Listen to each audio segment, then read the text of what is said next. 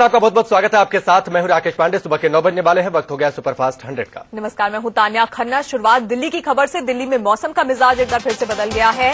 राजधानी में आज सुबह झमाझम बारिश हुई, बारिश से पारा गिर गया है और दिल्ली वालों को राहत भी मिली।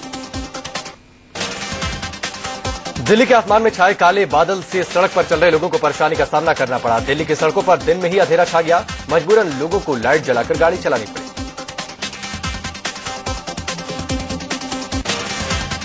दिल्ली में न केवल बारिश बल्कि तेज हवाएं भी चल रही हैं। मौसम के बिगड़े मिजाज से सबसे ज्यादा तकलीफ स्कूल जाने वाले बच्चों को हुई। वे लोग जो अपने बच्चों को सुबह स्कूल छोड़ने जा रहे थे और जो बच्चे स्कूल जा रहे थे उन्हें इस बारिश से जरूर दो चार होना पड़ा, दिक्कतों का सामना करना पड़ा।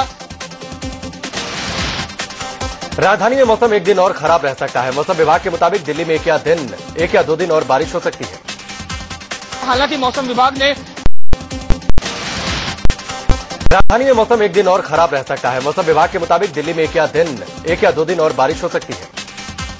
हालांकि मौसम विभाग ने पहले ही कहा था कि आने वाले दिनों में राजधानी दिल्ली में बारिश हो सकती है, मौसम में गिरावट हो सकती है और मौसम विभाग की भविष्यवाणी बुधवार सुबह सही साबित भी हुई। हालांकि मौसम विभाग ने ये भविष्यवाणी भी किया है कि ऐसा मौसम लगातार नहीं बना रहेगा, लेकिन आने वाले एक दो दिनों में बारिश इस तरीके से होगी और लेकिन जिस तरीके से बारिश आज हुई है उसके बाद आने वाले एक दो दिनों में जिस तरीके से मौसम विभाग ने कहा कि बारिश हो सकती है। खबर कर्नाटक से, जहां पर एक चलती बस में आग लगने से 6 लोगों की मौत हो गई। बस त्रावणकोर से बैंगलोर जा रही थी। रास्ते में बस अचानक आग लग गई इस बस में, जिसमें 6 लोगों की जलकर मौत हो गई। जिस बस में आग लगी वो स्लीपर एसी बस थी। हादसे के समय बस में 29 लोग सवार थे, लेकिन 23 लोग अपनी जान बचाने में ही कामयाब रहे। आग लगने की वजहों का पता नहीं चल पाया है। हादसे के बाद बस का ड्राइवर फरार हो गया। असम में एक बड़ा ट्रेन हादसा हुआ। असम के जाकी रोड में पैसेंजर ट्रेन के 3 डब्बे पटरी से उतरकर तालाब में जा गिरे। हादसे में 100 से ज्यादा लोग घायल हुए। ट्रेन दीमापुर से कामाख्या जा रही थी। घायलों में कुछ को गुवाहाटी अस्पताल में रेफर किया गया है। रेलवे ने हादसे की जांच के आदेश दिए हैं।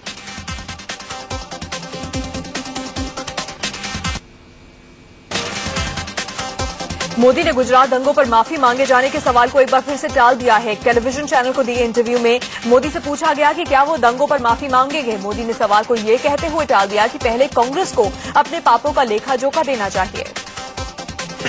कांग्रेस के लोग अपने पाप का पहले हिसाब लगाएं, फिर औरों का हिसाब मांगे। टीवी इंटरव्यू के दौरान जब मोदी से दोबारा माफी को लेकर सवाल पूछा गया तो मोदी ने कहा कि कांग्रेस उनसे जवाब मांगने के बजाय पहले अपना हिसाब दे। कौन वो लोग? कांग्रेस के लोग। मेरे पास तो कभी कांग्रेस के लोग मिलने नहीं आए, नहीं मेरे साथ कोई बात की। वहीं शिया धर्मगुरु कल्बे जव्वाद ने कहा कि मुसलमानों को मोदी से डर लगता है। कल्बे जव्वाद ने हाल ही में बीजेपी अध्यक्ष राजनाथ सिंह से मुलाकात भी की थी। अगर ये आ गए तो, लेकिन एक बस जरा सा ये इससे खौफजदा है थोड़ा सा मुसलमान, क्योंकि गुजरात के जो वाकयात हो गए इसकी वजह से मुसलमानों के दिल में डर महसूस हो रहा है इस वक्त कि कहीं अगर ये आ गए तो कहीं हमारे साथ कोई बुरा सलूक ना हो जाए। वहीं शिया धर्मगुरु मौलाना कल्बे जवाद ने बीजेपी अध्यक्ष राजनाथ सिंह की जमकर तारीफ की है। उन्होंने राजनाथ की तुलना पूर्व प्रधानमंत्री अटल बिहारी वाजपेयी से की। उस वक्त मुसलमानों का झुकाव जो था वो अटल बिहारी जी की तरफ ज्यादा था और उनको ज्यादा वो बैलेंस उनका कैरेक्टर रहा और उनके बयान भी बैलेंस रहे। इस तकरीबन यही पोजीशन इस वक्त राजनाथ सिंह साहब की है। मुस्लिम धर्मगुरु कल्बे जव्वाद ने बीजेपी अध्यक्ष राजनाथ सिंह की मुलाकात पर कांग्रेस ने सवाल उठा दिए हैं। कांग्रेस मीडिया सेल के प्रमुख अजय माकन ने कहा कि इमाम बुखारी से सोनिया गांधी का मिलना सांप्रदायिकता है, तो ये मुलाकात सांप्रदायिक क्यों नहीं है? राष्ट्रीय अध्यक्ष जाकर के अलग अलग मुस्लिम पंथ गुरुओं से मिलते हैं और मुस्लिम पंथ गुरु वापस बयान में ये कहते हैं कि राजनाथ सिंह जी आए और मुस्लिम्स के लिए बहुत सारे वायदे करके गए, तो ये सांप्रदायिकता क्या नहीं है उनके डेफिनेशन के हिसाब से? उधर सोनिया गांधी आज तेलंगाना के करीमनगर में चुनावी सभा को संबोधित करेंगी। सोनिया यहां की जनता से कांग्रेस के उम्मीदवार के पक्ष में वोट मांगेंगी। राहुल गांधी आज उत्तर प्रदेश और बिहार में चुनावी जनसभाएं करेंगे। राहुल बिहार के किशनगंज के साथ यूपी के उन्नाव और बांदा में कांग्रेस उम्मीदवार के समर्थन में वोट मांगेंगे। बीजेपी के पितामह लालकृष्ण आडवाणी आज अहमदाबाद के साबरमती इलाके में रोड शो करेंगे। इस रोड शो के जरिए आडवाणी साबरमती की जनता से बीजेपी को वोट देने की अपील करेंगे। समाजवादी पार्टी के मुखिया मुलायम सिंह यादव आज आगरा में चुनावी सभा को संबोधित करने वाले हैं। मुलायम आगरा की जनता से समाजवादी पार्टी के उम्मीदवार को वोट देकर जिताने की अपील करेंगे। पंजाब के मुख्यमंत्री प्रकाश सिंह बादल आज अमृतसर जाएंगे, जहां वो बीजेपी के अरुण जेटली के लिए वोट मांगेंगे और चुनावी रैलियां करेंगे। वहीं अमेठी से बीजेपी की उम्मीदवार स्मृति ईरानी का कहना है कि अमेठी में कहीं पर भी विकास नहीं दिखता। लोगों के लिए साफ पानी नहीं है, रोजगार और सड़कों का तो हाल काफी बुरा है। अमेठी की जनता बदलाव चाहती है, युवा केवल विकास पर वोट देगा। स्मृति ईरानी आज अमेठी में राहुल गांधी के खिलाफ पर्चा भरेंगी। नॉमिनेशन से पहले स्मृति ईरानी मंदिर जाएंगी और उसके बाद रोड शो करेंगी। बीजेपी के युवा नेता अनुराग ठाकुर आज हिमाचल प्रदेश के हमीरपुर संसदीय सीट से नामांकन करेंगे। यहां से वो लगातार 2 बार चुनाव जीत चुके हैं और इस बार जीत की हैट्रिक लगाने के इरादे से फिर से मैदान में हैं। गांधी परिवार के करीबी संजय सिंह की पत्नी अमिता सिंह आज यूपी के सुल्तानपुर से अपना पर्चा भरेंगी। यहां उनका मुख्य मुकाबला बीजेपी के तेज तर्रार नेता और गांधी परिवार के ही वरुण गांधी से है। भाई राहुल गांधी के चुनाव प्रचार के लिए प्रियंका गांधी अमेठी पहुंच गई। वो अमेठी में डेरा डालकर चुनाव प्रचार कर रही हैं। इस दौरान 80 छोटी बड़ी जनसभाएं करेंगी। साथ ही यहां पर उनका रोड शो भी होगा। आज प्रियंका गांधी अमेठी के साथ साथ अपनी मां सोनिया गांधी के संसदीय क्षेत्र रायबरेली में भी चुनाव प्रचार करेंगी। प्रियंका यहां करीब 1 दर्जन नुक्कड़ सभाएं करेंगी।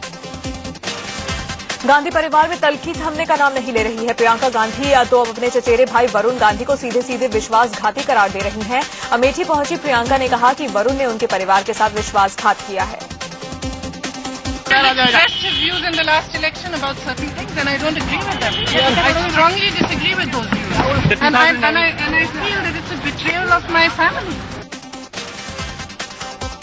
प्रियंका गांधी ने वरुण गांधी पर निशाना साधते हुए कहा कि वो भले ही खून के रिश्ते में हो, लेकिन हमारी लड़ाई विचारधारा की है। पहले प्रियंका ने कहा था कि वरुण रास्ता भटक गए। Is this the family war playing out? Not a family tea party. It's an ideological war, and anybody, no matter how close they are, has blood relations. Varun Gandhi की बात छेड़ने पर प्रियंका गांधी भावुक भी हो उठी और उन्हें अपने पिता राजीव गांधी याद आ गए। वरुण को निशाने पर लेते हुए प्रियंका ने कहा कि कोई किसी का अपमान कैसे कर सकता है। My father died for the unity of this country. I cannot disrespect that for anybody, even if it were my own child. उधर राह से भटका हुआ बताने पर बीजेपी नेता वरुण गांधी ने अपनी चचेरी बहन प्रियंका गांधी पर पलटवार किया। सुल्तानपुर से बीजेपी उम्मीदवार वरुण ने कहा कि मैंने कभी भी मर्यादा और शालीनता की सीमा नहीं लांघी। मैंने इन 10 वर्षों की राजनीति में कभी भी लक्ष्मण रेखा शालीनता की नहीं तोड़ी है।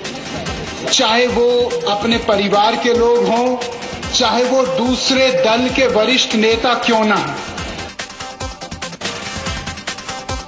वरुण गांधी ने प्रियंका गांधी को करारा जवाब दिया। उन्होंने कहा कि मेरी शालीनता को कोई मेरी कमजोरी ना समझे।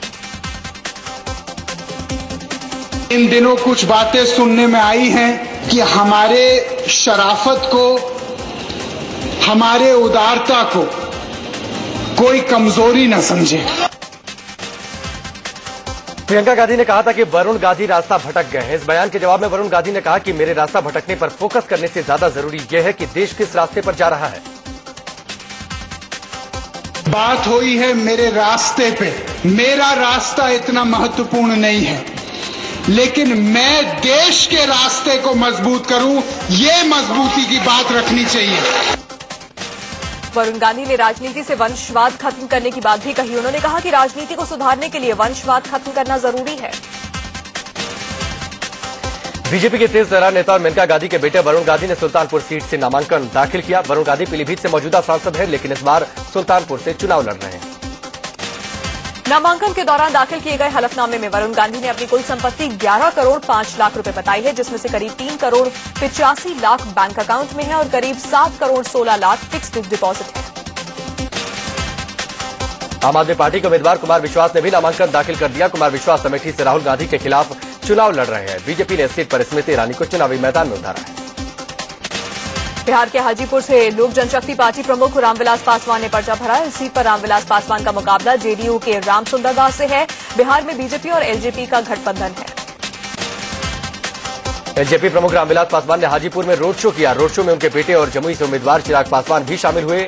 चिराग पासवान जिप्सी में खड़े थे, जबकि रामविलास जिप्सी के अंदर बैठे ही लोगों का अभिवादन स्वीकार कर रहे थे। इलाहाबाद से समाजवादी पार्टी के उम्मीदवार रेवती रमन सिंह ने लोकसभा के लिए नामांकन दाखिल किया। रेवती रमन सिंह इस सीट पर तीसरी बार चुनाव लड़ रहे हैं।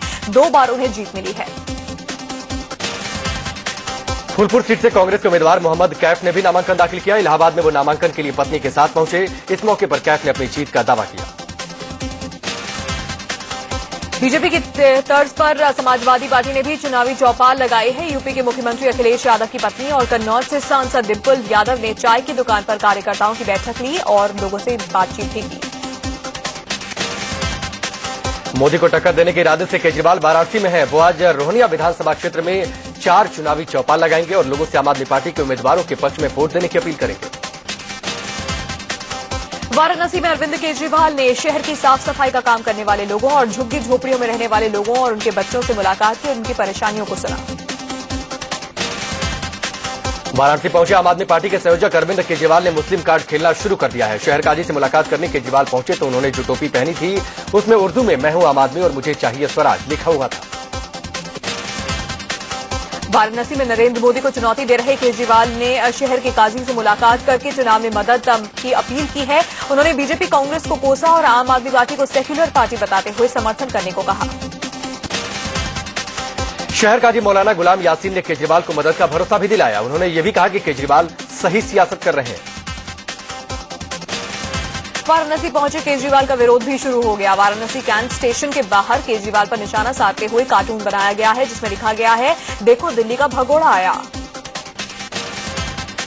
केजरीवाल के खिलाफ ये पोस्टर भगत सिंह क्रांति सेना की तरफ से लगाया गया है। वाराणसी कैंट स्टेशन के ठीक बाहर केजरीवाल को भगोड़ा बताने वाला ये पोस्टर लगाया गया। सुप्रीम कोर्ट से आम आदमी पार्टी के संयोजक अरविंद केजरीवाल को झटका लगा है। मानहानि के एक मुकदमे पर रोक लगाने से इनकार सुप्रीम कोर्ट ने कर दिया है। मानहानि का ये मुकदमा केंद्रीय मंत्री कपिल सिब्बल के बेटे अमित सिब्बल ने निचली अदालत में किया है।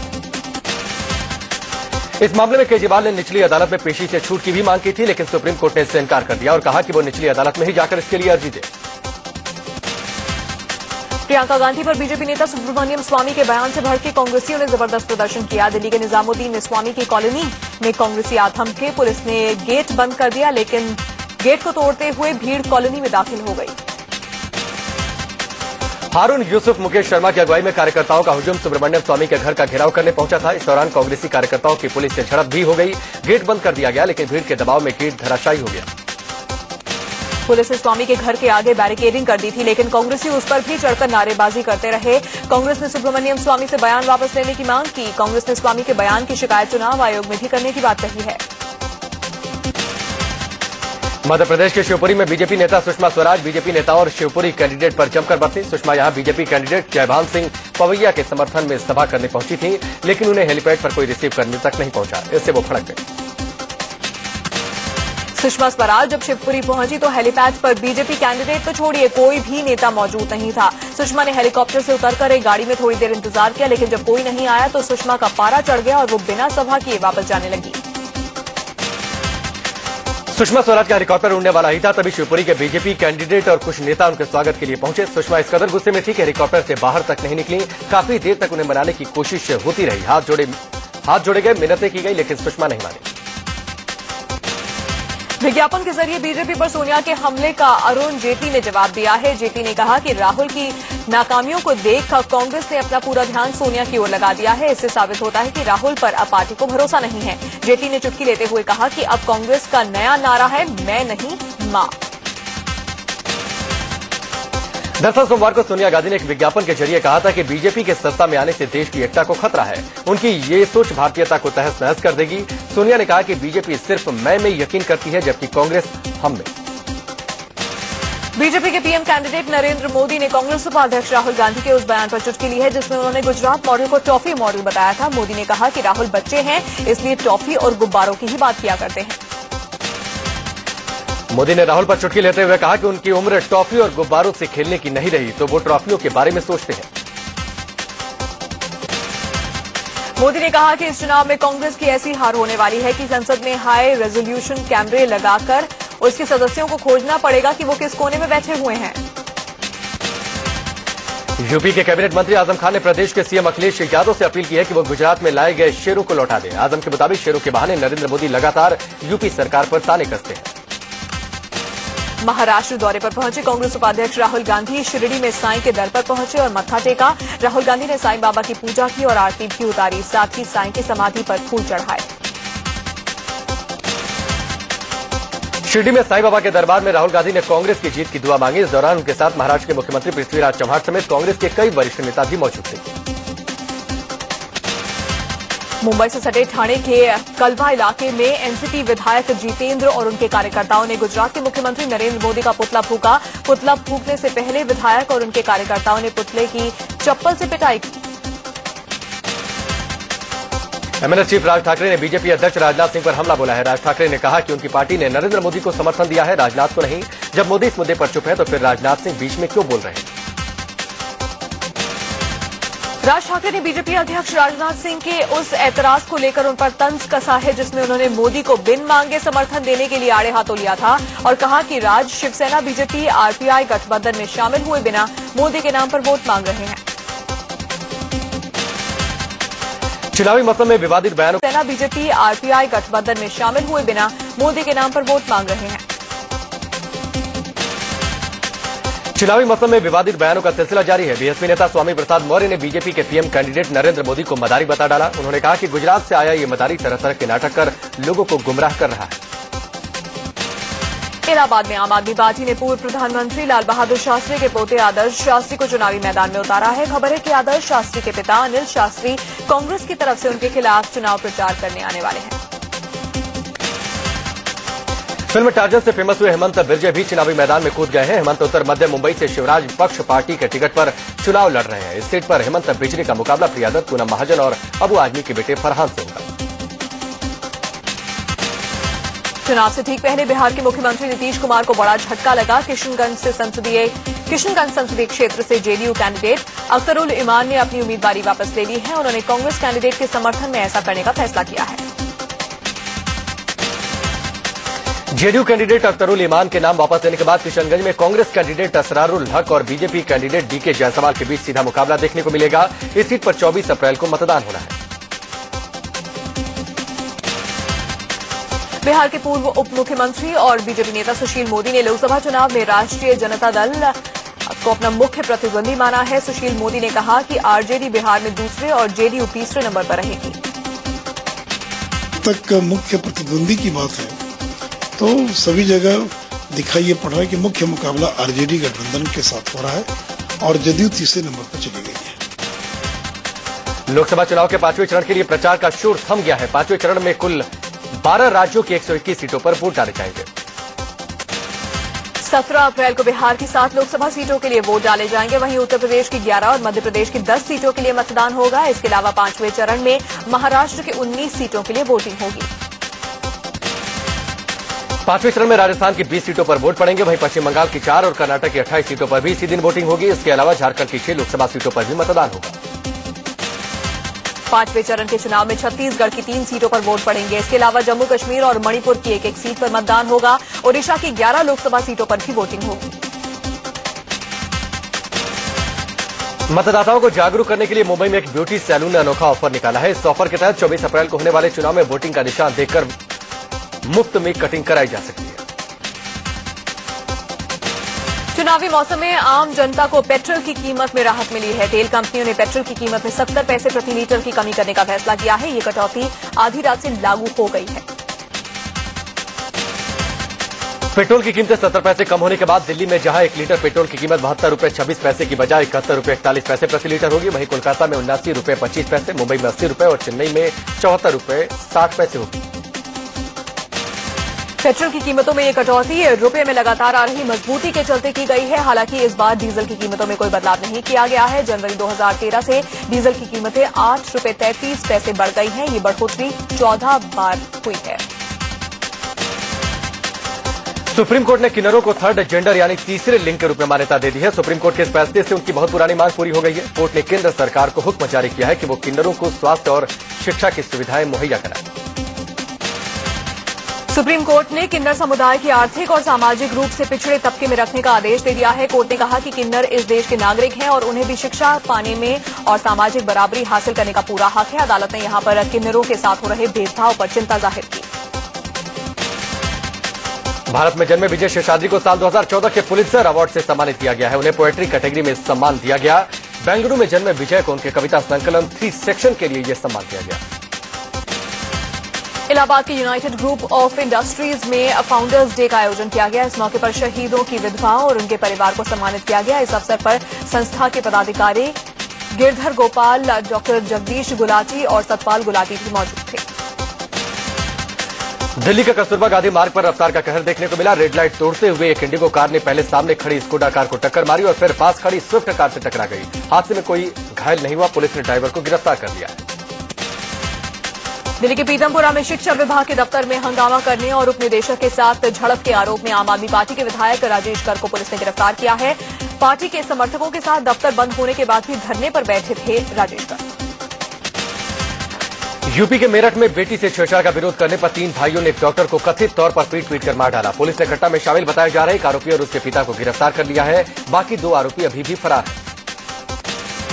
लखनऊ में बेखौफ बाइक सवार बदमाशों ने गोली मारकर एक अकाउंटेंट से 11 लाख रुपए लूट लिए। सिक्योरिटी कंपनी के अकाउंटेंट पंकज को घायल हालत में अस्पताल में भर्ती कराया गया। ग्रेटर नोएडा के गामा सेक्टर में एक युवक की गोली मारकर हत्या कर दी गई। ये वारदात गामा सेक्टर में बने बस स्टॉप के पास हुई। जिससे युवक की हत्या हुई वो डेल्टा 1 इलाके में रहता था और नोएडा से घर वापस लौट रहा था। पुलिस हत्या की जांच में जुटी है। आगरा के मंडी इलाके में कल्याण होटल में एक शादी समारोह के दौरान 2.5 लाख रुपए के गहनों की चोरी हो गई। गहनों से भरा थैला एक बच्चा उठाकर रफूचक्कर हो गया। सीसीटीवी में कैद चोरी के आधार पर बच्चे गैंग की तलाश की जा रही है। मध्य प्रदेश के सिंधवा में एक महिला बिजली के पुल पर चढ़ गई जिससे हड़कंप मच गया। गनीमत थी कि बिजली की लाइन चालू नहीं थी। लोगों ने किसी तरह से उसे पुल से नीचे उतारा। बताया जा रहा है कि महिला की मानसिक हालत ठीक नहीं थी।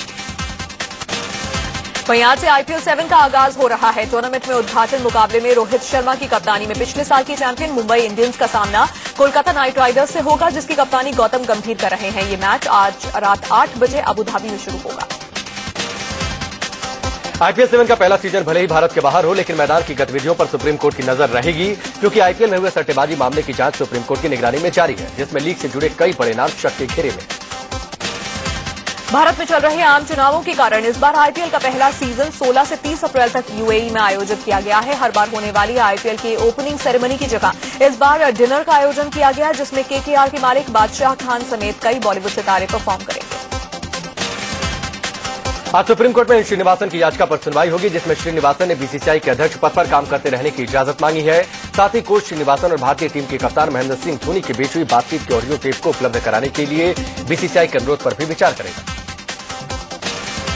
टीम इंडिया और चेन्नई सुपर किंग्स के कप्तान महेंद्र सिंह धोनी ने IPL में भ्रष्टाचार का मजाक उड़ाया। एक स्पोर्ट्स वेबसाइट को दिए इंटरव्यू में धोनी ने मजाकिया लहजे में कहा कि IPL की लॉन्ड्री से सफाई करानी चाहिए। 7 मार्च से लापता मलेशियाई विमान को खोजने के लिए हिंद महासागर में रोबोटिक ड्रोन पनडुब्बी का इस्तेमाल किया जाएगा। 1 हफ्ते तक विमान के ब्लैक बॉक्स से सिग्नल नहीं मिलने की वजह से ड्रोन पनडुब्बी की तैनाती की जा रही है। चिली के जंगलों में भीषण आग का कहर जारी है। जंगल की आग रिहायशी इलाकों में पहुंचने से कई घर जलकर राख हो गए हैं। अग्निकांड में कई लोगों के मारे जाने की भी खबर है। अभिनेता सलमान खान को छोटे बच्चों से बेहद प्यार है। उन्हें जब भी वक्त मिलता है वो अपनी फैमिली के बच्चों के साथ वक्त बिताते हैं। इमरान हाशमी की आने वाली फिल्म राजा नटवर लाल का फर्स्ट लुक जारी कर दिया गया है। 2 साल पहले इंग्लिश विंग्लिश फिल्म से कमबैक करने वाली श्रीदेवी 2 फिल्मों में नजर आने वाली है। एक हिंदी फिल्म है जिसे खुद उनके पति बोनी कपूर प्रोड्यूस कर रहे हैं। साथ ही श्रीदेवी एक तमिल फिल्म में भी काम करने वाली है।